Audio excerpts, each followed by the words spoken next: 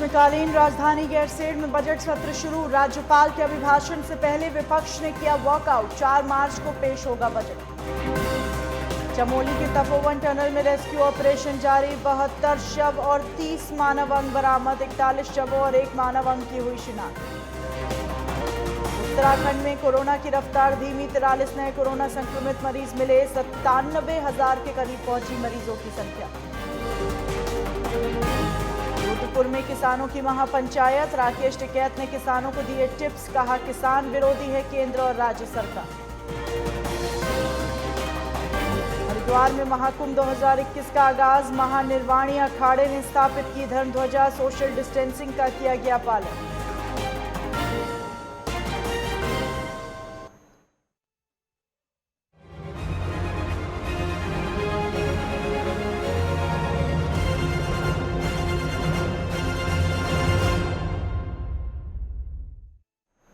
नमस्कार, स्वागत है आपका। आप देख रहे हैं उत्तराखंड लाइव। मैं हूं आपके साथ हिना। उत्तराखंड की ग्रीष्मकालीन राजधानी गैरसैंण के भराड़ीसैंण में विधानसभा का बजट सत्र आज से शुरू हो गया। सदन की कार्यवाही 11 बजे राज्यपाल के अभिभाषण से प्रारंभ हुई। इसके पूर्व राज्यपाल को गार्ड ऑफ ऑनर दिया गया। राष्ट्रगान के साथ सदन की कार्यवाही शुरू की गई। राज्यपाल बेबी रानी मौर्य ने बजट अभिभाषण से पहले ही कांग्रेस ने बेरोजगारी का मुद्दा उठाना शुरू कर दिया। इससे पहले कांग्रेस ने आरोप लगाते हुए कहा, मुख्यमंत्री के विभागों के प्रश्नों के उत्तर न देने पड़े, इसलिए सोमवार को राज्यपाल का अभिभाषण रखा गया है।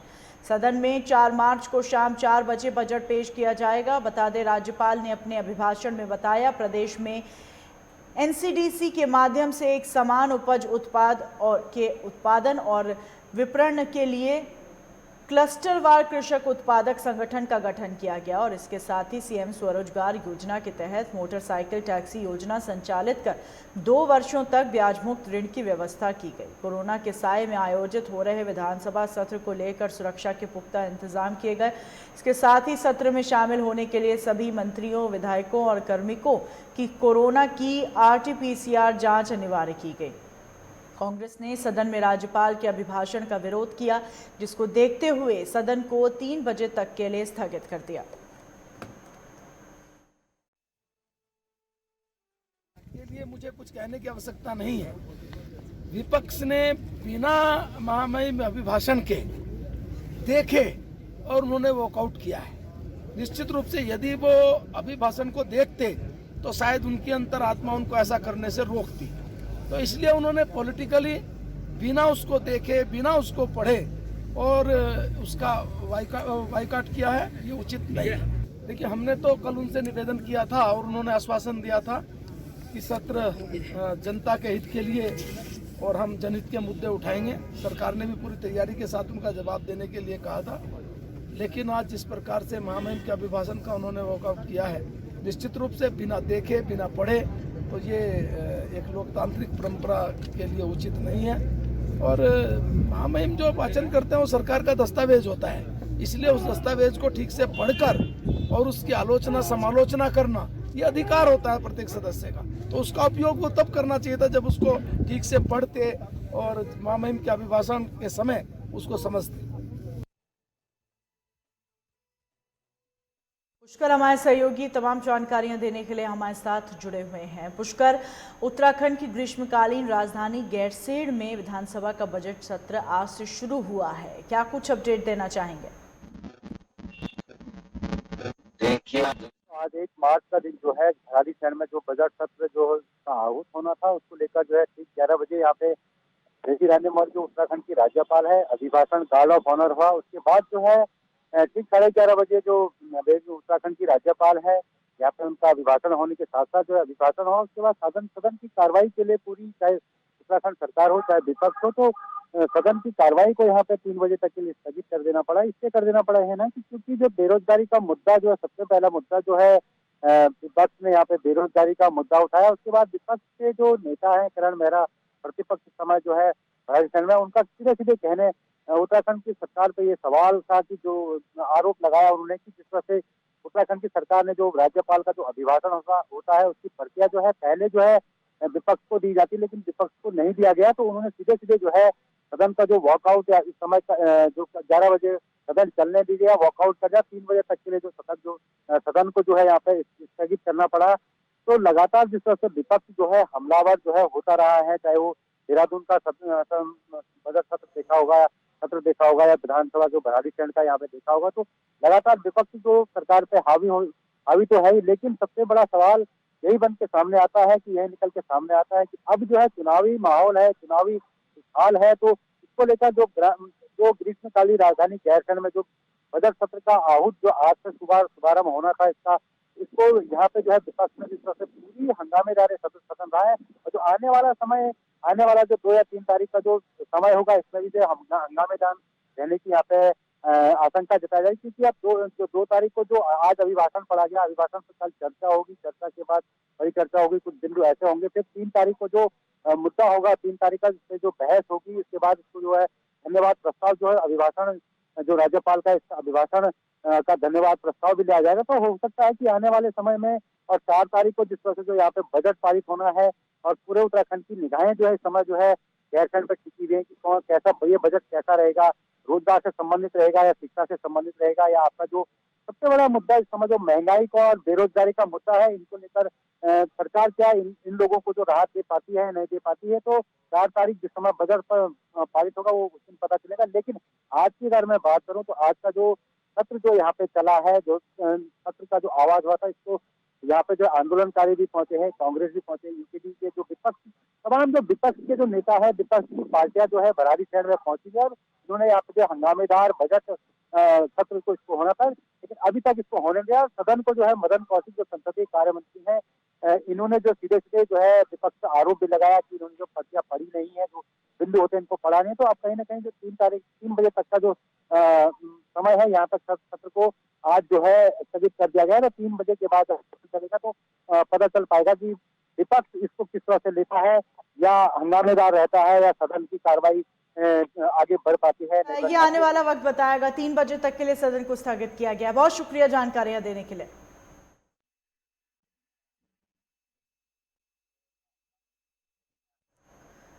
वहीं चमोली में आई आपदा ने सबको झकझोर कर रख दिया। अभी भी कई लोग टनल में फंसे हुए हैं। तपोवन टनल में रेस्क्यू ऑपरेशन जारी है और अब तक कुल 72 शव और 30 मानव अंग अलग अलग स्थानों से बरामद किए गए, जिसमें से 41 शवों और 1 मानव अंग की शिनाख्त की जा चुकी है। जिन शवों की शिनाख्त नहीं हो पाई है, उन सभी शवों का डीएनए संरक्षित किया गया। बता दें, जोशीमठ थाने पर अब तक कुल 205 लोगों की गुमशुदगी दर्ज हो चुकी है। वहीं प्रशासन ने 110 परिजनों, 58 शवों और 28 मानव अंगों की डीएनए सैंपल मिलाने के लिए देहरादून भेजे।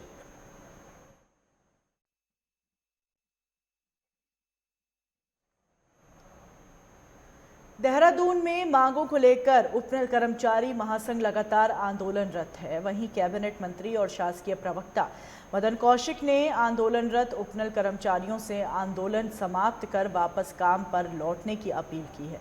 उपनल कर्मचारियों के आंदोलन को लेकर कैबिनेट मंत्री मदन कौशिक ने कहा, उपनल कर्मचारियों के प्रति सरकार संवेदनशील है। पिछले सालों में सरकार ने उपनल कर्मचारियों का मानदेय 2 बार बढ़ाया। उपनल कर्मचारियों की आवश्यकताओं की पूर्ति के लिए सरकार ने हमेशा उनके पक्ष में फैसले लिया। देखिए, उपनल कर्मचारियों के प्रति ये सरकार बड़ी संवेदनशील है। पिछले वर्षों में हमने 2 बार उनका मानदेय बढ़ाने का काम भी किया है। समय समय पर उनकी आवश्यकताओं और समय समय पर सब चीज़ों को देखते हुए सरकार उनके पक्ष में हमेशा निर्णय लिया भी और लेते भी रहेंगे। मैं समझता हूँ कि उनसे निवेदन भी करता हूँ कि हड़ताल की बजाय सरकार लगातार आपके पक्ष में रहती है। सरकार के साथ आप भी सहयोग करें और जनहित में अपने काम पर लौटें। रुद्रपुर से बड़ी खबर आपको बता दें, किसानों की महापंचायत रुद्रपुर में आयोजित की गई। महापंचायत में पहुंचे राकेश टिकैत। बड़ी संख्या में किसान पहुंच रहे हैं। पुलिस ने सुरक्षा के पुख्ता इंतजाम किए हैं। तो उत्तर प्रदेश से लेकर उत्तराखंड तक महापंचायतों का सिलसिला जारी है और राकेश टिकैत रुद्रपुर में आयोजित की गई महापंचायत में पहुंचे, जहां सैकड़ों की तादाद में किसान पहुंचे। रुद्रपुर में किसानों की महापंचायत आयोजित की गई। महापंचायत में सैकड़ों की तादाद में किसान पहुंचे और राकेश टिकैत भी महापंचायत में पहुंचे। किसानों की महापंचायत सरकार के विरुद्ध, कृषि बिल के विरुद्ध लगातार जारी है, लेकिन इसके बावजूद किसानों और सरकार के बीच में बातचीत नहीं हो पा रही। किसी तरीके की कोई वार्ता अभी तक नहीं हो पाई है जिससे कृषि बिल से संबंधित कोई हल निकल सके।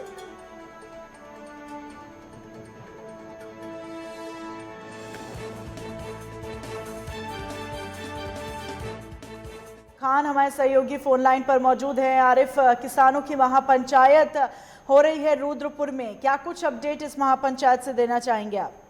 जी हिना, बिल्कुल मैं आपको बता दूं, उत्तराखंड के जनपद उधम सिंह नगर में किसानों की महापंचायत में रुद्रपुर पहुंचे किसान नेता राकेश टिकैत ने उनके साथ में किसान नेता गुरनाम सिंह और दर्शनपाल सहित तमाम किसान नेता पहुंचे हैं। और ये FIC गोदाम के सामने एक मैदान है जहां किसानों की महापंचायत चल रही है और पुलिस ने भी सुरक्षा के पुख्ता इंतजाम कर रखे हैं। वहां पर लाखों की तादाद में किसान पहुंचे हैं। उन्होंने कहा कि किसान पहाड़ों से पलायन कर रहा है, तो उत्तराखंड में जंगली जानवरों से किसानों को काफी नुकसान हो रहा है। उन्होंने कहा कि किसानों की लगातार जानवर फसलें बर्बाद कर रहे हैं, तो ऐसे में उन्होंने भारत सरकार और राज्य की सरकार पर निशाना साधते हुए कहा है कि सरकार किसान विरोधी सरकार है और जनता इसका जरूर जवाब मांगेगी 2022 में। जी, तमाम जानकारियों के लिए बहुत शुक्रिया आपका आरिफ।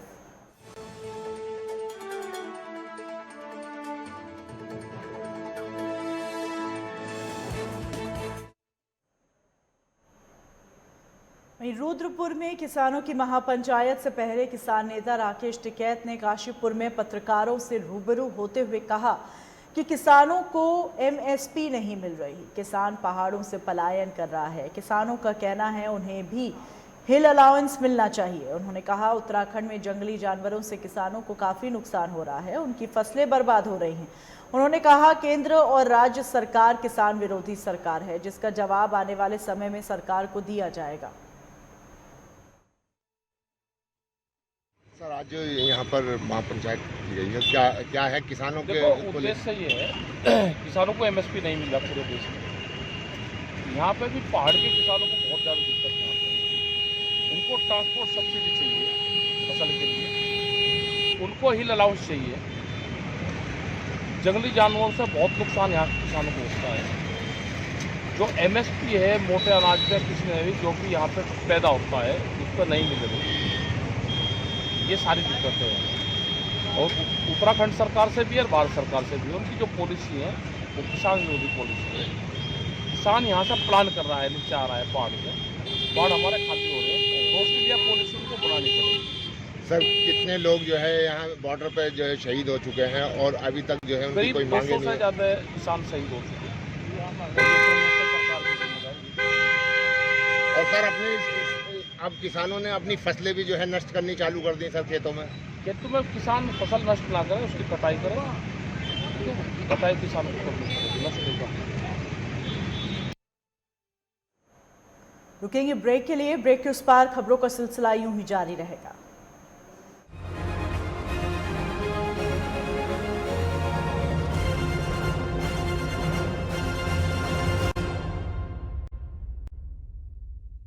सच्ची सहेली, सच्ची सहेली, सच्ची सहेली। कितनी बार बता चुकी हूँ कि सिर्फ सच्ची सहेली ही है महिलाओं की नंबर 1 औषधि एवं टॉनिक। तो फिर भी आप अपना ध्यान क्यों नहीं रखती? आज ही नजदीकी मेडिकल स्टोर से सच्ची सहेली आयुर्वेदिक सिरप अपने घर ले आएं, ताकि घर को स्वस्थ रखने वाली खुद भी रहे बिल्कुल स्वस्थ। सिर्फ 2 चम्मच दिन में 2 बार रोजाना। सच्ची सहेली, महिलाओं के लिए सबसे भरोसेमंद औषधि एवं टॉनिक। बॉलीवुड की हर खबर, फिल्मी सितारों का सफर, कंट्रोवर्सी से लेकर गॉसिप तक, लिंकअप से लेकर ब्रेकअप तक,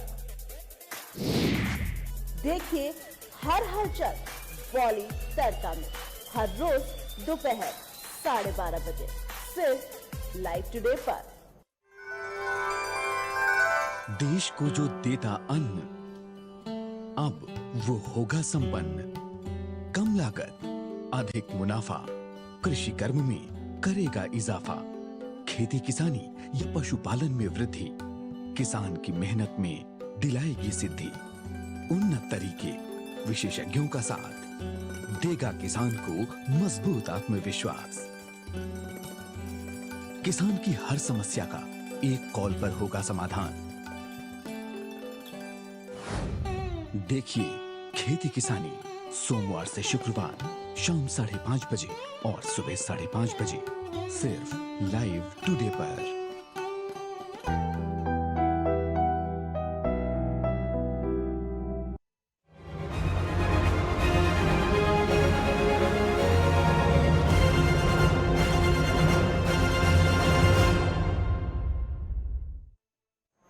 ब्रेक के बाद स्वागत है आपका। धर्मनगरी हरिद्वार कुंभ के रंग में रंग चुकी है। सभी अखाड़ों के साधु संतों ने अपनी तैयारी शुरू कर दी है।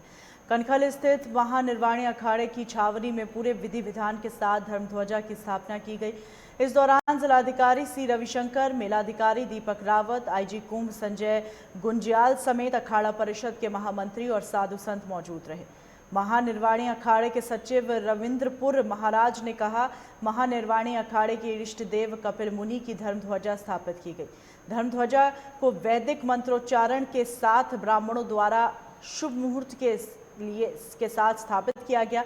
कोरोना महामारी को देखते हुए सोशल डिस्टेंसिंग का पालन किया गया। और वहीं मेलाधिकारी दीपक रावत ने कहा, महानिर्वाणी अखाड़े की धर्मध्वजा की स्थापना उनकी छावनी में हुई है। धर्मध्वजा की लकड़ियां देहरादून के छिद्दारवाला से लाई गई हैं और अभी सभी अखाड़े धर्मध्वजा स्थापित कर रहे हैं।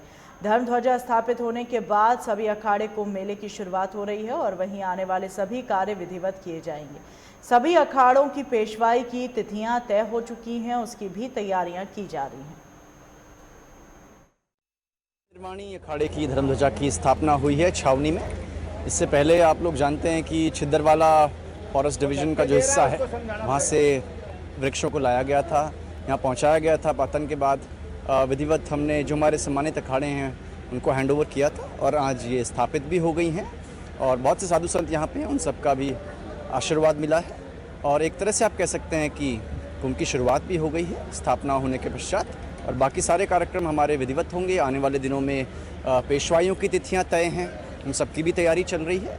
सभी कार्य सकुशल हों ऐसी मैं उम्मीद करता हूं, ऐसी मैं अपनी टीम से भी रिक्वेस्ट करता हूं। निर्वाणी के इष्ट देव भगवान कपिल महामुनि जी का धर्मध्वजा की आज स्थापना हुई है। वैदिक मंत्रोच्चारण के बाद ब्राह्मणों के द्वारा जो शुभ मुहूर्त था उसमें अखाड़े के श्री पंच परमेश्वर के सभी श्री महंतगण, सभी सचिवगण, सभी अखाड़ों से आए हुए महंतगण, सचिवगण, प्रशासन के जो अधिकारी, आईजी साहब, मेला अधिकारी सह परिवार यहाँ पधारे हैं। सब लोगों के साक्षी में भगवान शिव की ये नगरी कनखल हरिद्वार में कुंभ 2021 प्रारंभ होने जा रहा है। आज का जो कोरोना काल का समय था उसको देखते हुए भी हमने सब मानदंडों का पालन किया, लेकिन धर्म की ध्वजा क्योंकि कभी झुकती नहीं है इसलिए उसकी स्थापना करना अनिवार्य था। कुंभ का सुचारू रूप से व्यवस्था प्रशासन के द्वारा संतों के सहयोग से चले, उसकी एक शुरुआत आज भगवान शिव की धर्म की ध्वजा को स्थापना करके श्री पंचायती अखाड़ा महानिर्वाणी की कुंभ मेला छावनी में प्रारंभ हुई है। बिल्कुल कुंभ मेले का जो वैदिक परंपरा है धर्म ध्वजा से स्थापना होती है वो आज प्रारंभ हुआ। संजय पुंडीर हमारे सहयोगी हमारे साथ लाइव जुड़ रहे हैं। संजय, आज धर्मध्वजा की स्थापना हुई और उसको लेकर तमाम जो रीति रिवाज थे वो अदा किए गए, क्या कुछ कहेंगे? बिल्कुल हिना, जो कुंभ है, कुंभ को लेकर सभी संतों ने अपनी तैयारी कर ली है। हालांकि आज से कुंभ का आगाज हो चुका है और जो धर्मनगरी हरिद्वार है वो कहीं ना कहीं भगवा रंग में रंगी नजर आ रही है। दूर दूर से मेलार्थी हरिद्वार पहुंच रहे हैं। हालांकि जो नागा संत हैं और तमाम जितने भी संत हैं, आज जो महानिर्वाणी अखाड़े की धर्म ध्वजा है वो स्थापित की गई है और इस मौके पर सभी अधिकारियों समेत जितने भी साधु संत हैं सभी में एक उत्साह का माहौल है। हालांकि वैदिक मंत्र उच्चारण के साथ ये धर्म ध्वजा स्थापित की गई है।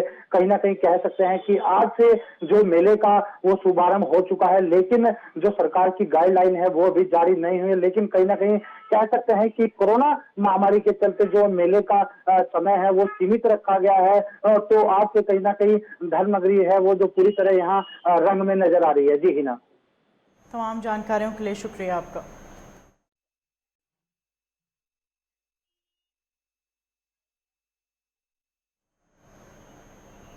उत्तराखंड के 7 जिलों में 43 नए कोरोना संक्रमित मिले और इसी के साथ कुल संक्रमितों की संख्या 96,992 हो गई। इनमें से 93,453 मरीज कोरोना को मात दे चुके हैं। स्वास्थ्य विभाग के आंकड़ों के अनुसार रविवार को पहली बार सबसे अधिक एक दिन में 21,966 सैंपलों की जांच की गई, जिसमें मात्र 43 लोग कोरोना संक्रमित मिले। राहत की बात यह है कि बीते 24 घंटे में कोरोना संक्रमित किसी मरीज की मौत नहीं हुई। देहरादून जिले में 18, हरिद्वार में 10, नैनीताल में 7, उधम सिंह नगर में 5, टिहरी में 1, अल्मोड़ा में 1, चंपावत जिले में 1 संक्रमित मिला। 6 जिलों में कोई संक्रमित मामला सामने नहीं आया। वहीं 11 मरीजों को ठीक होने के बाद घर भेज दिया गया। इन्हें मिलाकर 93,453 मरीज स्वस्थ हो चुके। वर्तमान में 451 सक्रिय मरीजों का इलाज चल रहा है। प्रदेश की रिकवरी दर 96.35% है, जबकि संक्रमण दर लगभग 4%।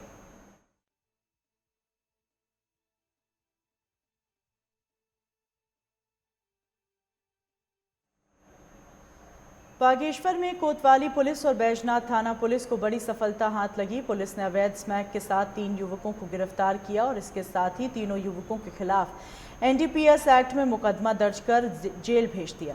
एसपी ने बताया, पकड़ी गई अवैध स्मैक की कीमत 75,000 रुपये आंकी गई। उन्होंने कहा, जिले में मादक पदार्थों की अवैध बिक्री और तस्करी रोकने के लिए पुलिस और SOG की टीमें लगातार अभियान चला रही हैं और अवैध तस्करी में लिप्त लोगों के खिलाफ कड़ी कार्रवाई की जा रही है। में रविदास जयंती का जुलूस सकुशल संपन्न हो गया था। मंदिर में भंडारा से समाप्त हो गया था। इसी में भंडारे में ही शामिल 2 पक्ष के लोग, जिनका पहले से किसी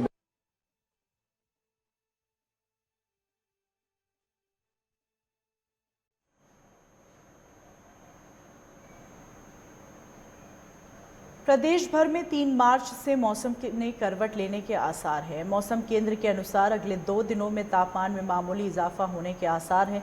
3 मार्च से पर्वतीय जिलों में हल्की बारिश व बर्फबारी हो सकती है। ऐसे में मैदानी जिलों में भी तापमान में कमी देखने को मिलेगी। वहीं रविवार को दून शहर का अधिकतम तापमान 28.9 डिग्री सेल्सियस रहा, जबकि शनिवार को 30.5 डिग्री दर्ज किया गया। तापमान में करीब 1.5 डिग्री की गिरावट देखने को मिली है। पिछले 4 दिनों की तुलना में गर्मी में मामूली कमी आई। बदलते मौसम के चलते हरिद्वार जिले के लक्सर क्षेत्र के लोग फिर बीमारियों की चपेट में आने लगे हैं।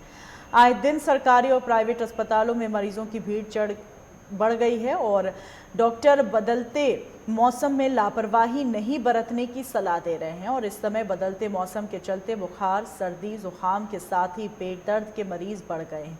कई दिनों से मौसम का मिजाज लगातार बदल रहा है। सुबह और शाम जहां सर्दी का आसार रहता है, तो दोपहर में गर्मी पसीने छुड़ा रही है। ऐसे में लोग दोपहर में गर्मी को देखते हुए थोड़े लापरवाह हो जाते हैं और गर्म कपड़ों से किनारा कर लेते हैं।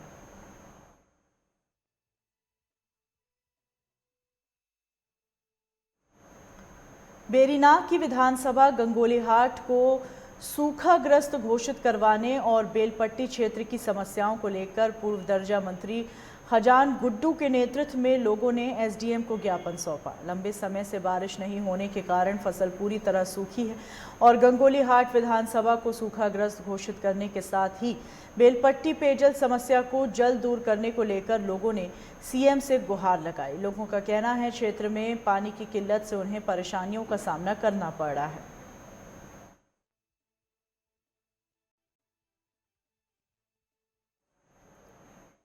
गंगोलीहाट के नायब तहसीलदार दिनेश जी आज तहसीलदार चांद मिलते हैं, तो हम उनसे मिले और उनको हमने ज्ञापन दिया गंगोलीहाट सूखाग्रस्त के विषय में।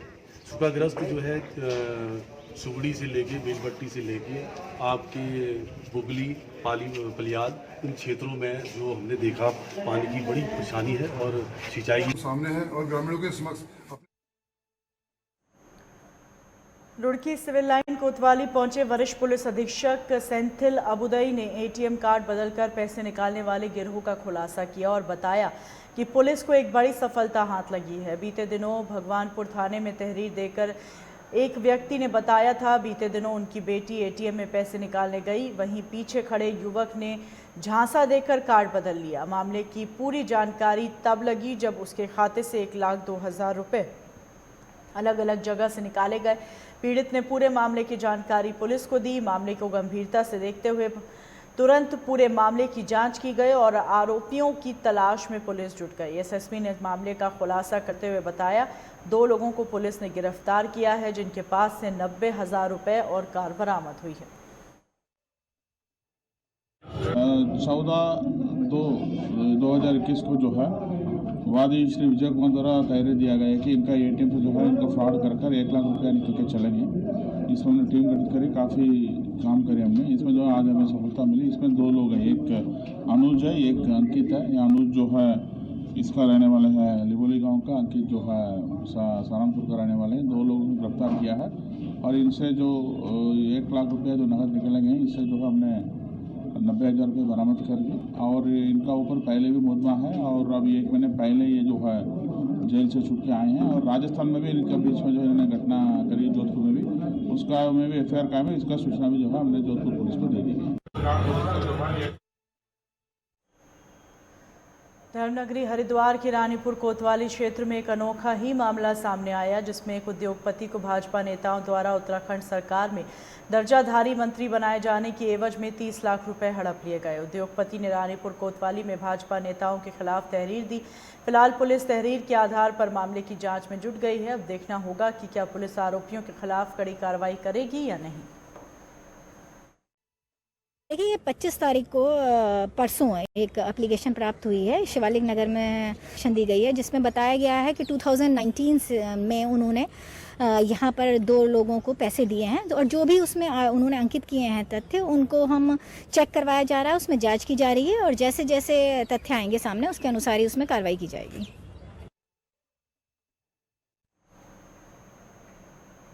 इन्हीं खबरों के साथ बुलेटिन में फिलहाल इतना ही। दीजिए इजाजत।